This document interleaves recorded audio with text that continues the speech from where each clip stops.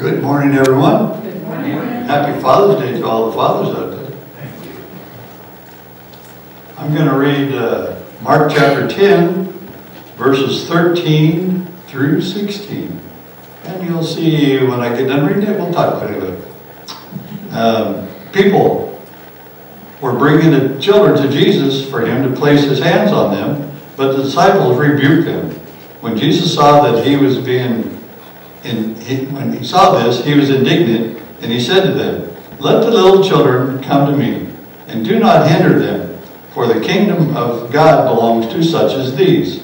Truly, I tell you, anyone who will not receive the kingdom of God like a little child will never enter it."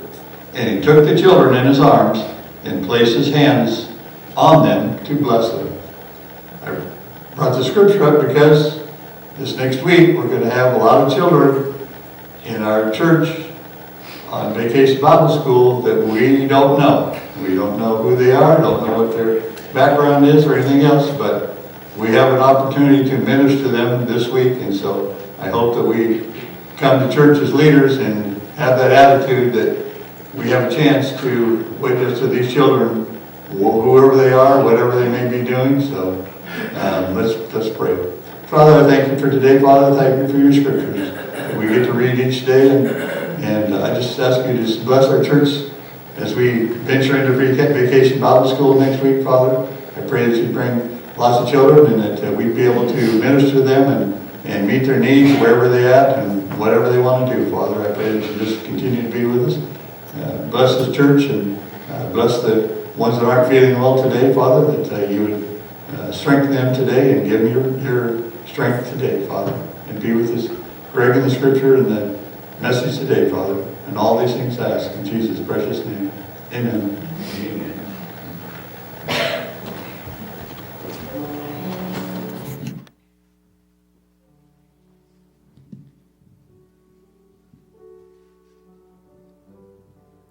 Good morning, everyone. I know that you've already been talked to about Happy Father's Day, but I want to recognize you too. So happy Father's Day, guys. It's a wonderful day to celebrate. I want to welcome you all into the rainforest. We're all ready, I hope. So as the kids come tomorrow, we all need to be rested and excited and with a smile on our face and ready to go. So all of you that aren't going to be here tomorrow, be sure to pray for us tonight really hard that we're all rested and happy and have a smile on our face. And also I want to encourage you on Thursday at 11:30, if you haven't been up, to come and listen to our ukulele players that are going to come. They use our church on a weekly basis and practice, and they're called the Scenic View Players. And so they're going to be here at 11:30 and play out in the courtyard.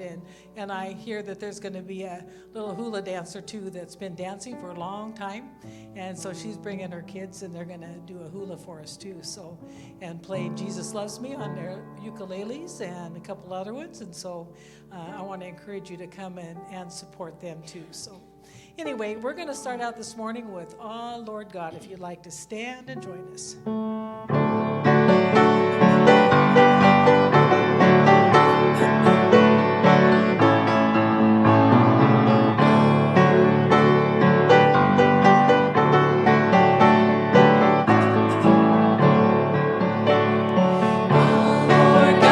Thou hast made the heavens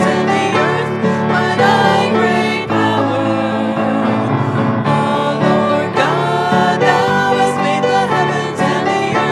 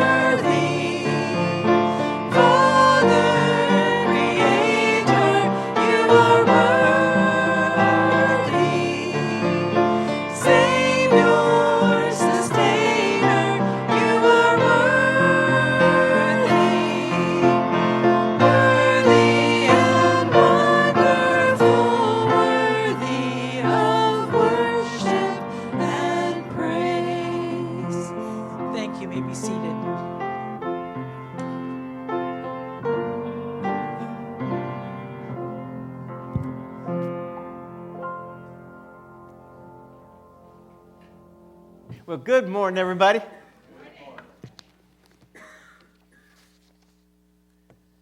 Now, generally this morning, I would start off with a Father's Day story. Not going to happen. Though I will say this, my youngest daughter decided that 4:30 in the morning was the proper time to inform me that it was Father's Day. But it was 7:30 her time, so that works. But it lets you know you're loved. Lets you know you're loved. Even when your eyes don't open. That's right. Well, this morning I would like to start with Philippians 2. Now, this passage, everybody knows this passage. It's a well-known passage. We all love this passage. We just, what's the proper word? We don't necessarily agree with it or obey with it, because you'll understand what I'm saying here in a moment. It's just that passage. And then I had to ask myself this question: why is this passage even here?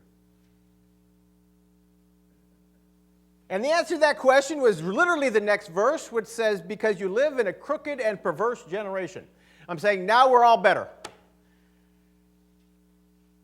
So I'll just read it. You guys know exactly what I'm talking about. Philippians chapter 2, verses 14 and 15. Do all things without grumbling or disputing it, or arguing and complaining, so that you will prove yourselves to be blameless and innocent children of God, above reproach in the midst of a crooked and perverse generation, among whom you appear as lights in the world. Don't complain, don't argue. As I mentioned, this is a well-known passage.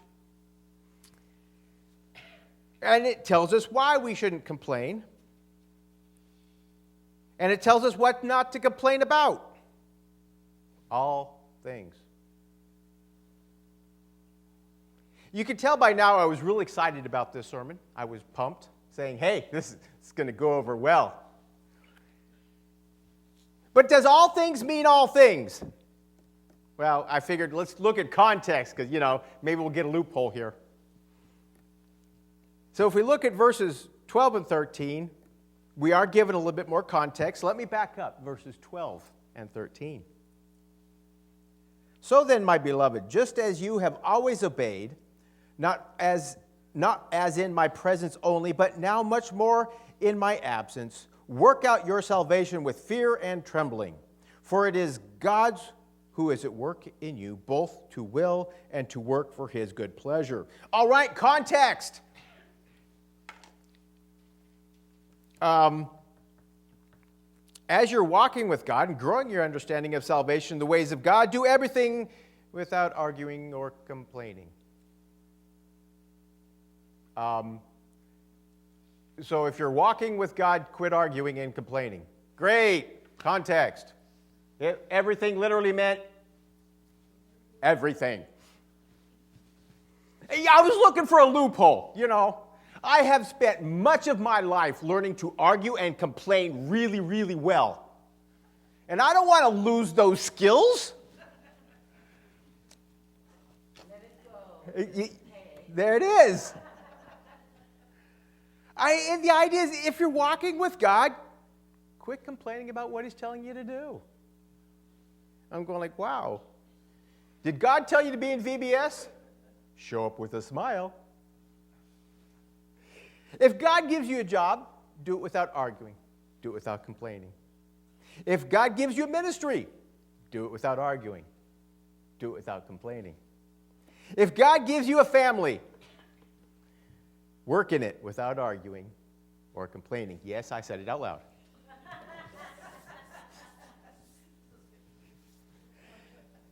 See, this teaching, it is difficult for us to follow. It's difficult for us to really get this idea that we shouldn't complain.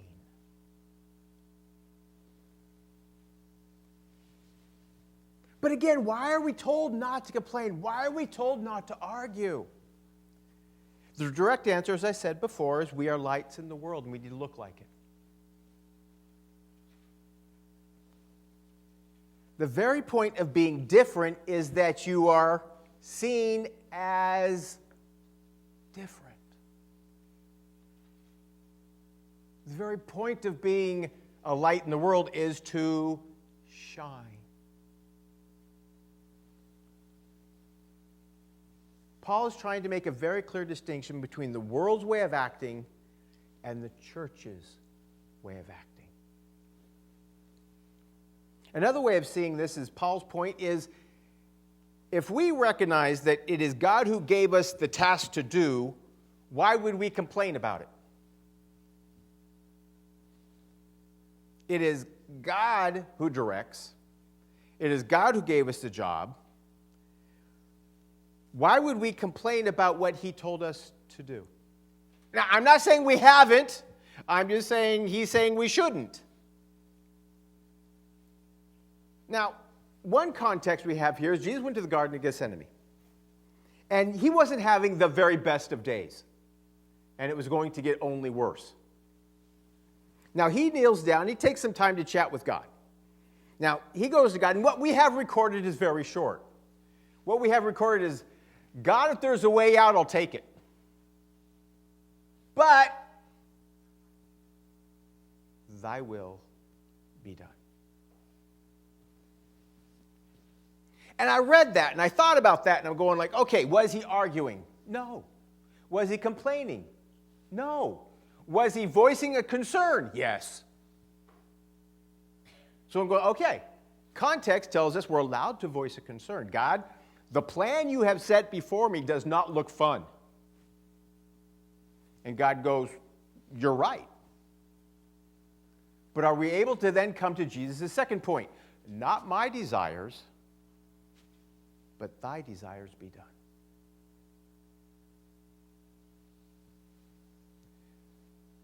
Is God the boss, the Lord, the King of Kings, and the Almighty, or am I? That's the question Paul is presenting. That's the idea Paul is telling people. Don't look like the world. Look like the church. The church recognizes that God is king. And we don't argue about the task we've been given. We don't complain about the role we are called to play. Or maybe I should say, we're not supposed to. I've been guilty a couple times. Yesterday. I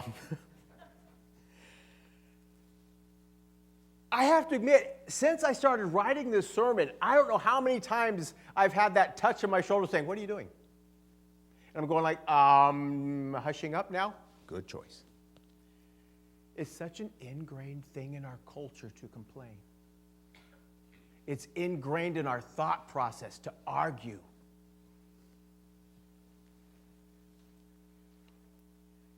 When we argue, when we complain, we're telling the world around us we don't trust God. Now, we're not going to actually say that out loud.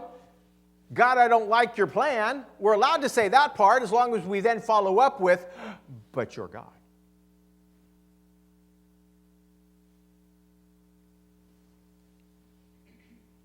Do we trust that God has a reason for the plan we're in?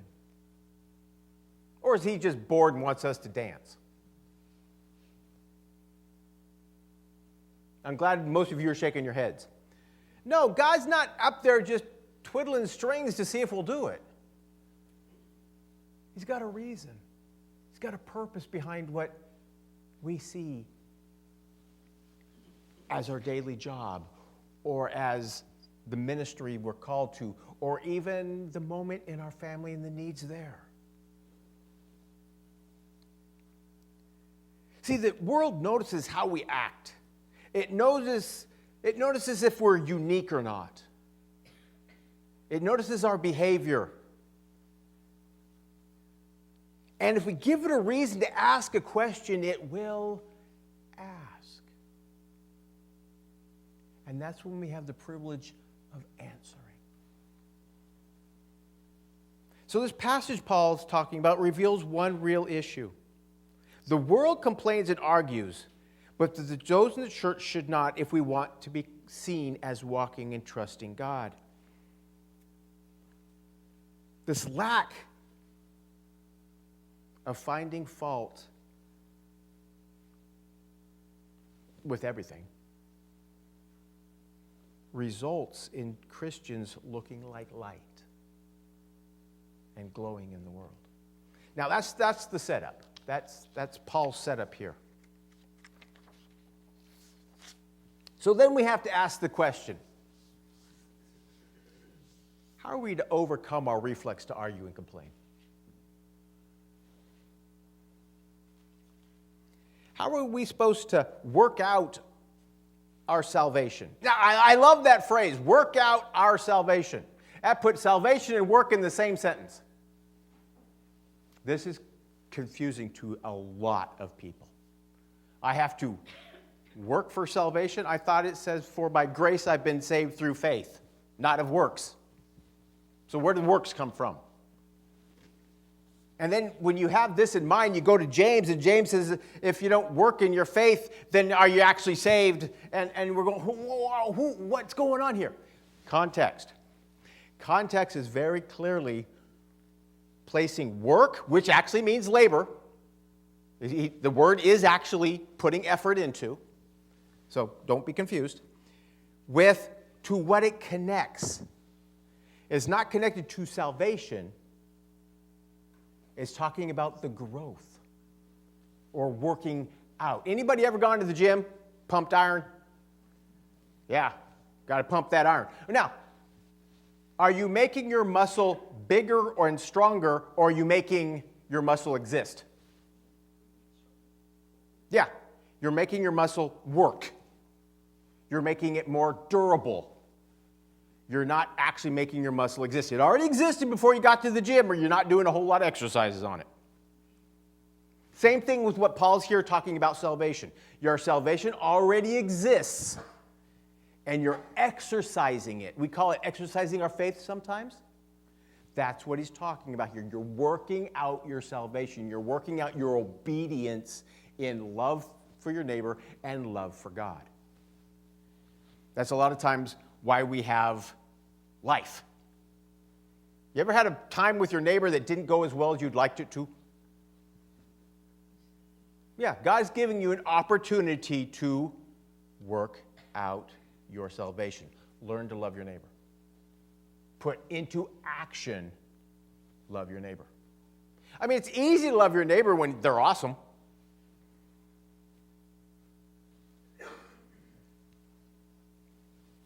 Excuse me. The idea is growing in our obedience to love your neighbor and to love God. Neither of which were we able to do or live up to, prior to salvation. Before you were saved, you couldn't love your neighbor the way you're supposed to. Before you were saved, you couldn't love God at all. Now that you are saved, for those who are, that's what we learn to do better. That's what Paul's saying, is work out your salvation. Now, at times, working out our salvation can be frustrating. It can be difficult.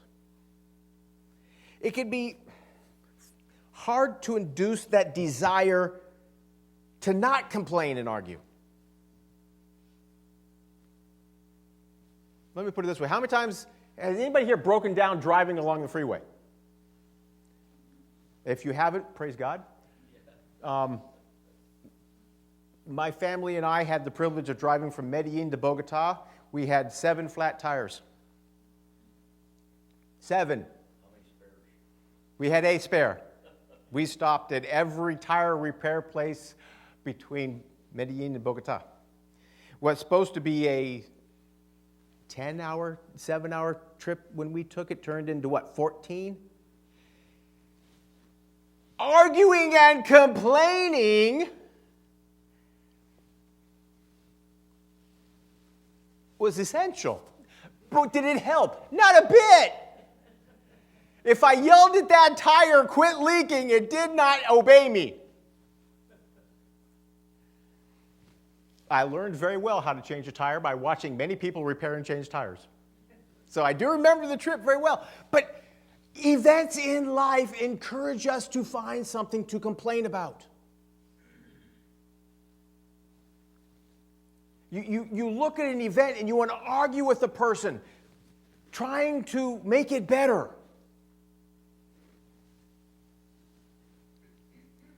God says very clearly, don't. Now let me explain why.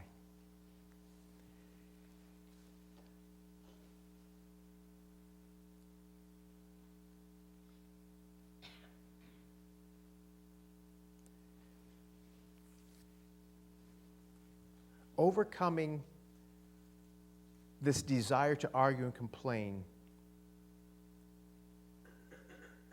we're given a clue in verse 16. Hold firmly the word of life. Now, word of life, I thought about that for a moment and came up with a little bit of, you'll get there. Anyway, comes with two meanings, word of life. It either means Scripture or it means Jesus. One is the living word, one is the written word. Now, in my opinion, Paul very carefully used this phrase to mean both. And he used both for this reason. We overcome our desire to act as the world acts by clinging to our Savior, who acted contrary to the world's expectations. We overcome the world's teachings by gaining new teachings that direct our thinking and acting. We overcome anger, or more accurately, arguing and complaining, by recognizing that we are no longer of this world. Let me develop that a little further, connecting it back to where I was. Because arguing and complaining are tools used by this world to get our own way. If you're not doing what I want you to do, I'm going to argue with you until you do. If I don't like what's going on, I'm going to complain until everybody agrees that I'm too annoying and just going to fix them.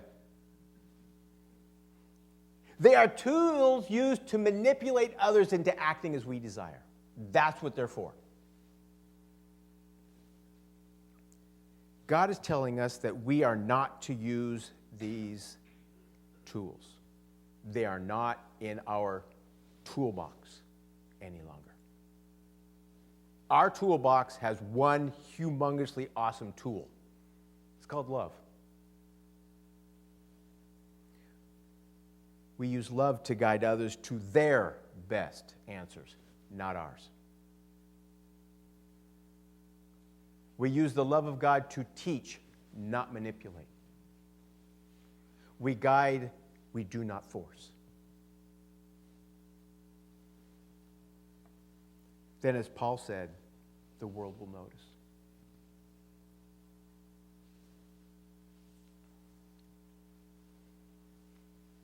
See, working out our salvation can be difficult at times and even harder at other times. But we are reminded not to return to the world's teachings to get our own way. Because, to be honest, that's exactly what got us in trouble in the first place.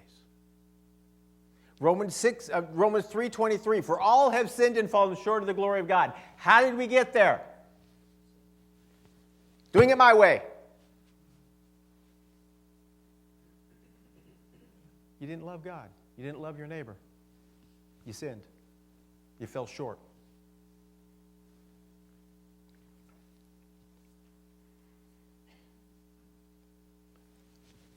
See, I came to this part of the sermon, and I'm sitting here going like, Greg, great. You've hit all the points. People know where you are. They know how to fix it. I'm going like, how do they fix it? Well, they stop arguing. I'm going like, yes.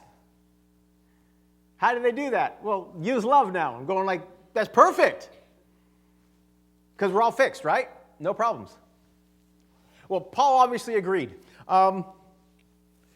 Because just a couple chapters later, he wrote another verse we're all very much aware of. Philippians 4, verses 6 and 7. Be anxious about nothing. Why do we usually complain and argue? We're anxious.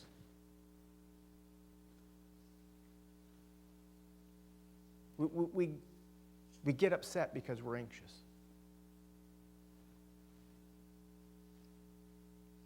On the way from Medellin to Bogota, I was tired of being in the car.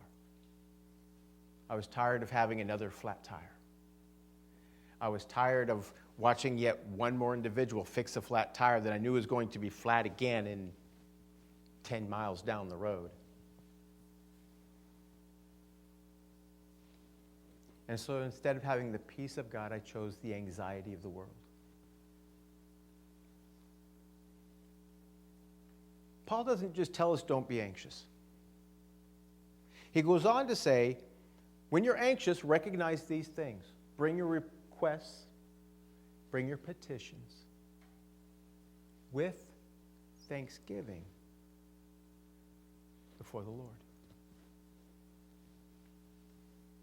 And see, it's that with thanksgiving that's the key.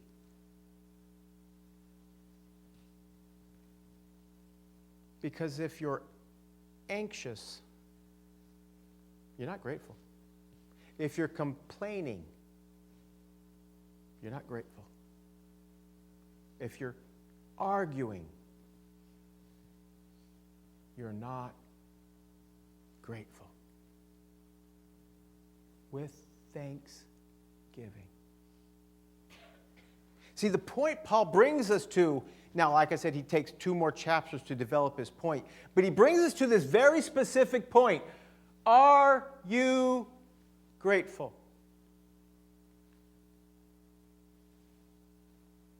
And if your answer at that moment is no, ask yourself why. Why am I really ungrateful at the moment? Well, probably because you haven't thought about what you're thankful for. You haven't taken the moment to stop and say, I'm thankful. Now, 4:30 this morning, I could have said, oh my goodness, or I could have been, wow, my daughter remembered.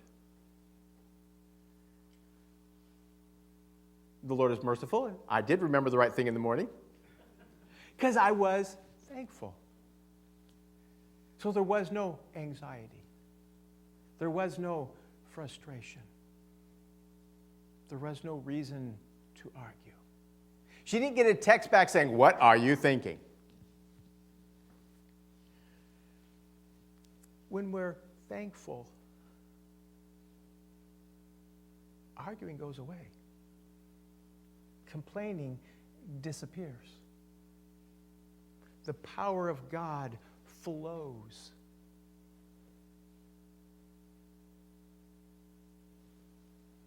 We rejoice. And the light of God blossoms.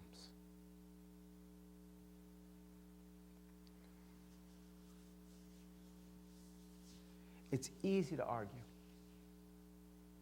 Easy to complain. Most of us actually are pretty good at it. But I expect we also have a lot of things to be thankful for.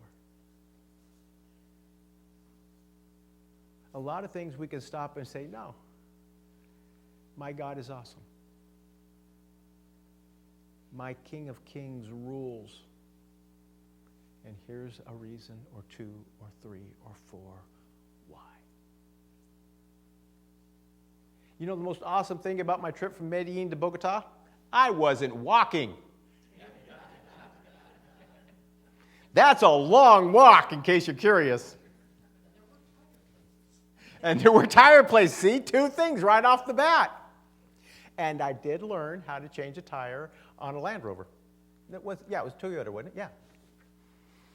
I remember that vehicle. Mm-hmm. Broke the windshield on that one too, didn't I? Holy smokes. Okay. Anyway, wow, memories bring back. But when you think of what God is doing at the moment, everything else goes away. The hardest thing you go through in life, whatever it happens to be, take a breath.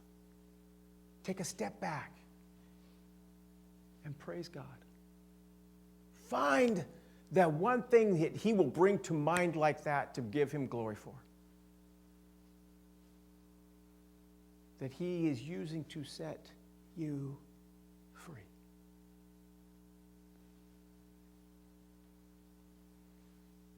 I expect that after you've thought of the first one, the second one won't be far behind it.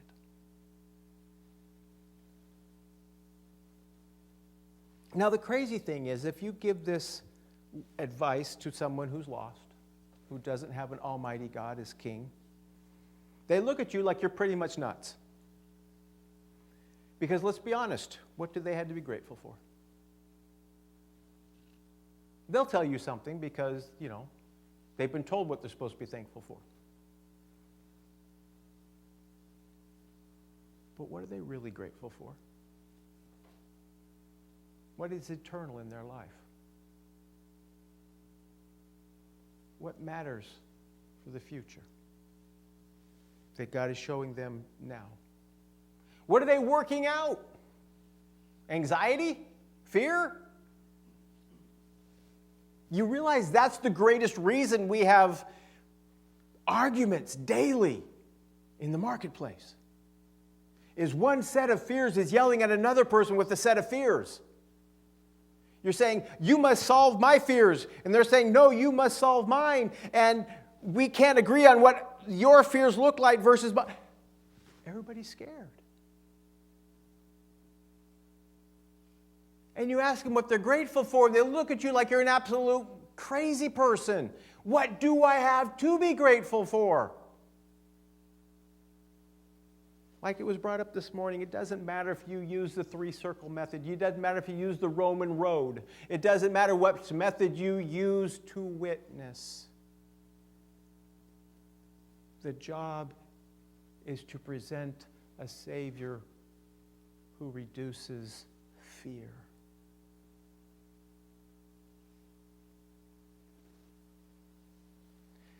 To be lights in a world.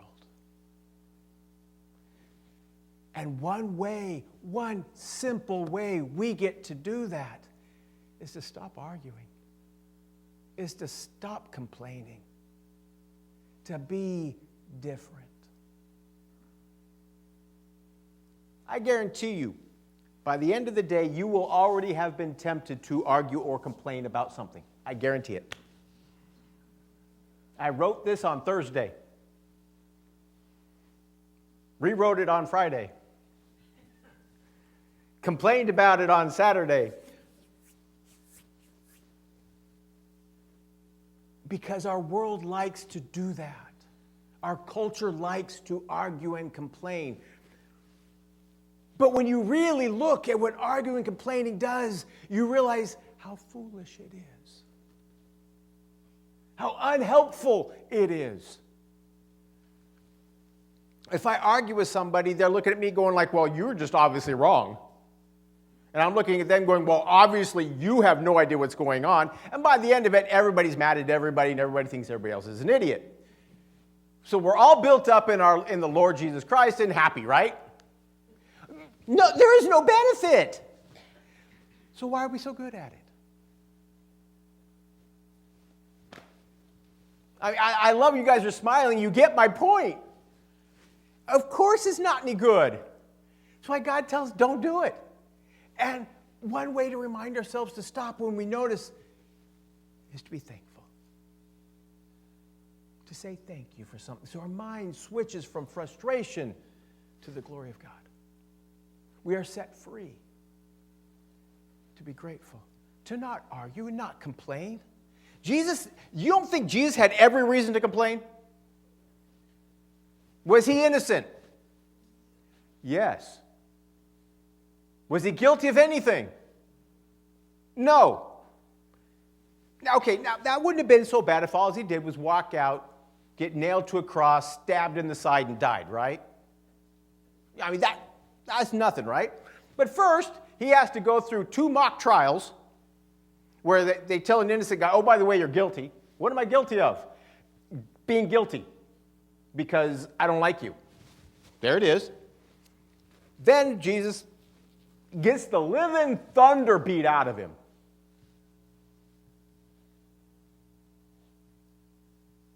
So that he can bleed a lot. Then they staunch his bleeding with a robe, mock him for a while, rip the robe off of him so he starts to bleed all over again, handed a huge hunk of wood after they beat him up a little bit more, to then carry his own cross to where he's going to get nailed to it. Now, did I ask you if he was guilty already? Yeah, I did. What was the answer? No. Did he have a reason to maybe think there was injustice going on? He didn't complain. Now, and we know this. This is not new. But when you read the passage of Scripture that goes with it, it says, "For the joy set before him." Are you absolutely kidding me?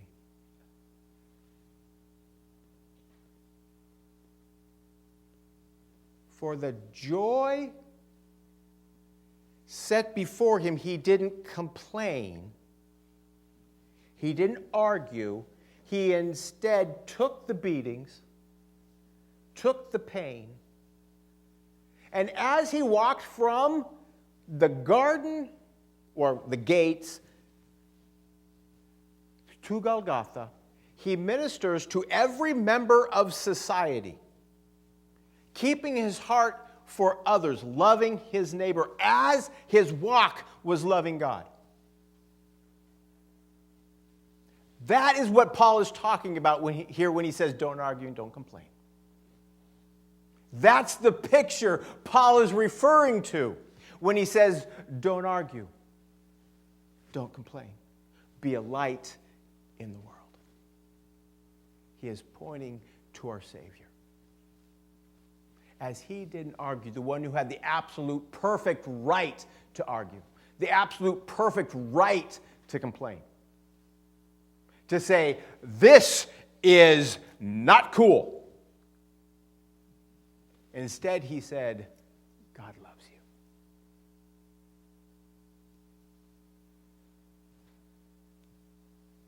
Repeatedly, to each member of society. That is the picture Paul is developing here. That's his point. He doesn't have this blank slate in front of him where he says, you know, what's a good idea for me to tell the people today?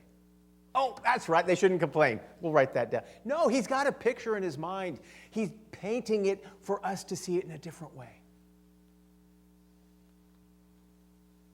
Don't argue, don't complain, be that light. So when people look at you, they see Christ, which is the light of the world.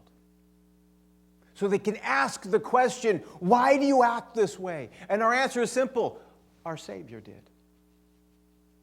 My King did. I walk as he walked. I act as he acts. And then you're witnessing right there. You're telling them the truth. You're offering them hope. Then we, like our Savior, get to say, for the joy set before me, I walked in this world. For the future the Lord holds for me, I walk in this world.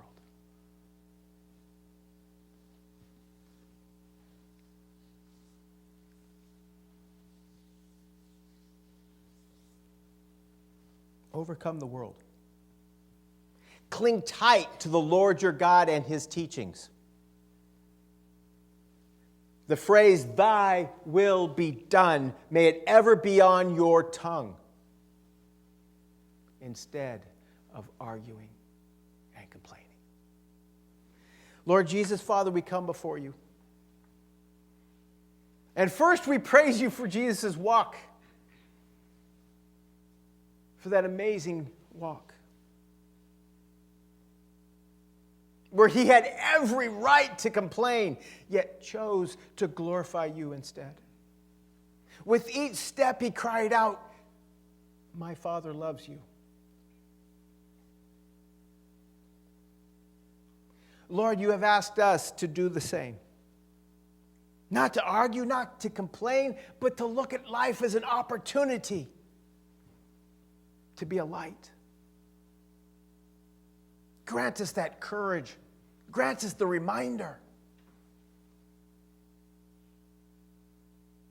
to be grateful for each step we get to take, for each opportunity we have to love our neighbor, for the joy set before us to care about those around us.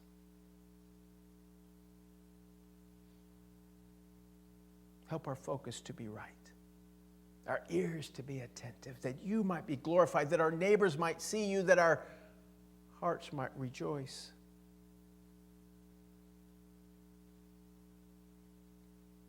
To the glory of your name.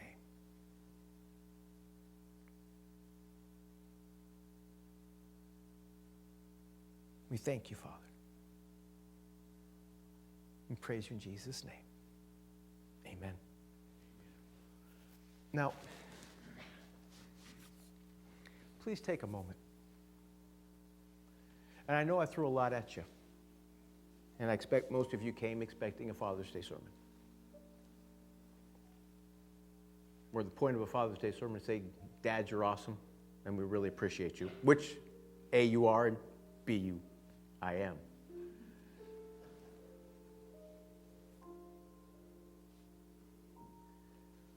But my job is to help fathers be better fathers.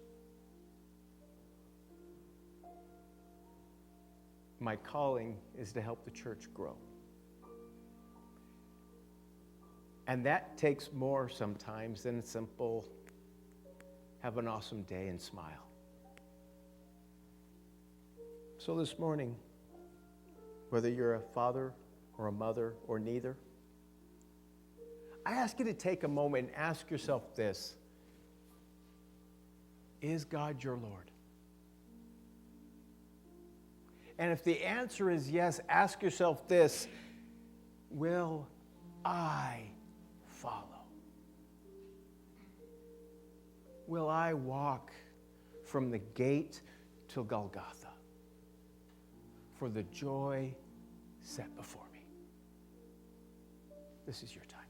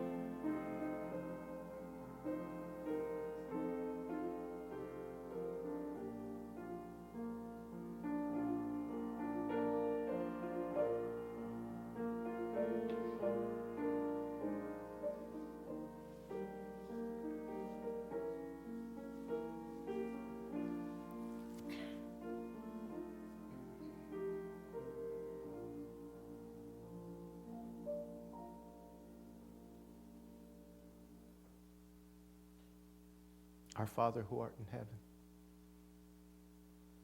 truly your name is awesome. Lord, I ask you to bless these who are here, to grant them grace and wisdom. To help our ears hear as we reach out to you, that we might be grateful. That our hearts might be full of wonder and joy. as we look for the opportunities you set before us. Yes, I know we will face opportunities that will want us to encourage us to complain. I know we will face opportunities that will encourage us to just want to explode.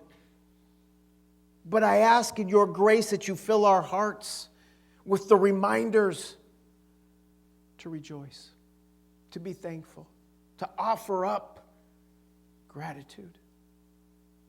That you, in your power, might set us free from that moment where we want to take and manipulate the world to make it ours.